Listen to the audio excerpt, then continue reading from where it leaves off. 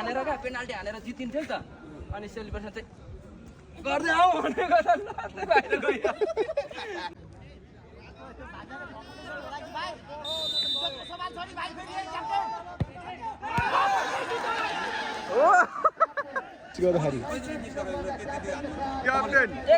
होइन प्लान्टिङ एक मिस गर अनि पोल चार कहिले मिस गर